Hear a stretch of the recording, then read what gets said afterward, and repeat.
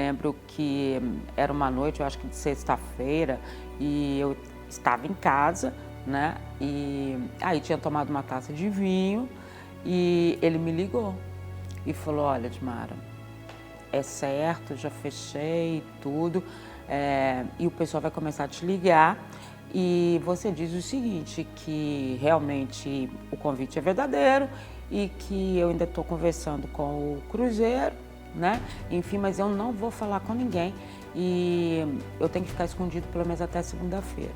Eu falei, mas como é que eu vou fazer isso, Luiz Felipe? Eu acabei de tomar uma taça de vinho, como é que eu vou dar entrevista?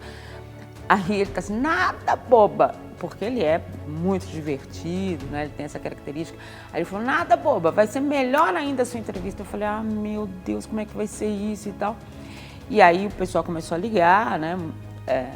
E eu fui fazendo as entrevistas e no meio dessa história das entrevistas, ele me ligou e falou, tá ótima, tá maravilhosa. Eu falei, bom, eu vou tomar outra taça, então, para ajudar, porque o nervosismo já tinha tirado aquele efeito do álcool da primeira taça.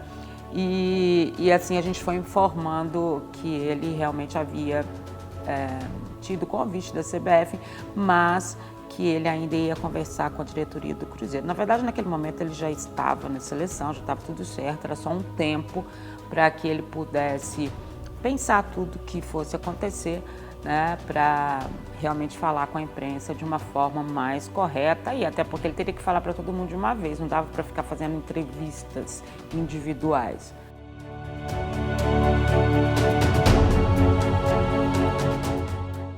Três dias que ele já estaria fora do Cruzeiro. E assim, e ele ficou escondido mesmo, sabe? E durante esse período, ele ligava e falava assim, e aí, como é que tá a repercussão? Porque o Felipe sempre quis saber tudo que acontecia nos bastidores, como é que as pessoas reagiam às situações, né? Então, aumentou ainda mais o meu trabalho nesse sentido, de estar olhando todos os sites, todos os jornais, todos os programas de TV, enfim, tudo que trazia a notícia, porque, obviamente, tinha sido uma repercussão mundial, né, o fato dele estar assumindo a seleção brasileira naquele momento.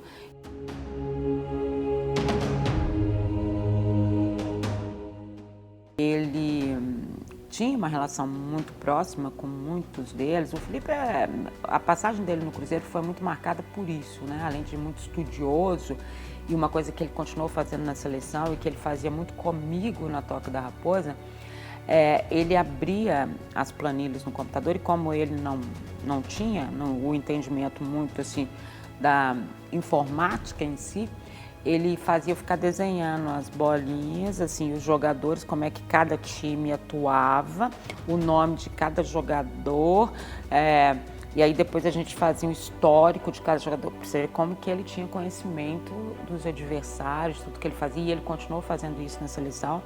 O melhor disso tudo, ele entregava isso para o jogador. A primeira vez que ele chegou a fazer isso, eu virei e falei assim, mas eles não vão ler, Felipe, porque era de um adversário ficou assim grande. Eu falei, eles não vão ler. Ele falou, vão. Eu falei, mas como que vão? Não vão ler. Ele falou, você vai ver se não vão. Ele conversava com os jogadores antes do jogo, né? No dia anterior ele tinha uma preleção.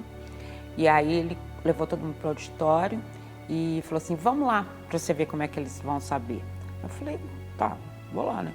Aí foi, ele começou, tal jogador como é que joga, que jeito que fulano marca, que jeito... E chamando os jogadores. Ninguém respondia nada. Ou seja, não tinham lido o trabalho dele. Ele falou, muito bem, então é o seguinte, vão todos para a caixinha e a partir de agora é assim. Quando a gente entregar isso, vocês têm que estudar, porque depois eu vou perguntar. E foi o mesmo esquema que ele usou na seleção, isso eu sei, porque as pessoas que estavam lá, elas comentaram que ele tinha esse mesmo tipo de trabalho.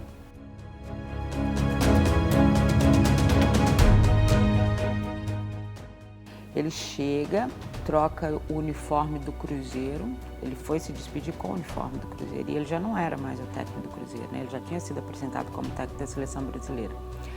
E aí ele vai programado ali na Toca 1 ainda e vai chegando e com o uniforme do Cruzeiro e seguido por eles. Então foi muito significativo aquilo, né? Era um respeito que ele estava tendo pelo clube de onde ele saiu para ir para a seleção e um respeito com os jogadores que trabalharam com ele, porque querendo ou não, por mais que os trabalhos do Felipe foram vencedores, o trabalho do Cruzeiro, né, tinha sido ali o último antes da seleção, que é o grande objetivo dos treinadores, enfim, tudo isso. E aí os jogadores num misto ali de emoção, de carinho, né, de despedida mesmo, teve, claro, né, farinha, ovo e tal, não só nele como no Murtosa, e também o auxiliar técnico, que também estava indo para a seleção com ele. Então foi bem marcante.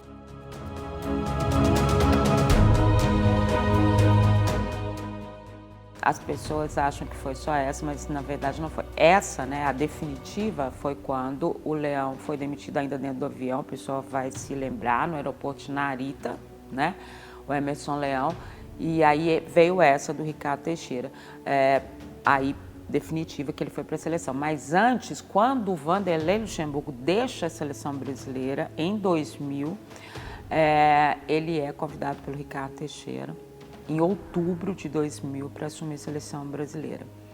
E ele procura o Cruzeiro, né, conversa com o Zezé e fala para o Zezé que não ia aceitar. Isso aí o povo todo já estava, a imprensa do Brasil inteiro já estava na toca, porque se achava que ele aceitaria o convite, era a seleção brasileira, era a Copa do Mundo, né? Era uma substituição difícil a do Vanderlei, porque tinha vindo daquela da Olimpíada, né, de Sydney, e aí tinha dado o rolo que deu, e todos os problemas que o Vanderlei estava vivendo na vida particular, e seria essa a substituição, ele iria para a seleção na sequência. E aí ele não aceitou, porque ele falou, ele tinha assinado com o Cruzeiro 2 anos e meio, e que era muito recente a chegada dele ao Cruzeiro naquele momento, né, e que ele queria fazer o trabalho no Cruzeiro. E aí ele negou a seleção pelo Cruzeiro.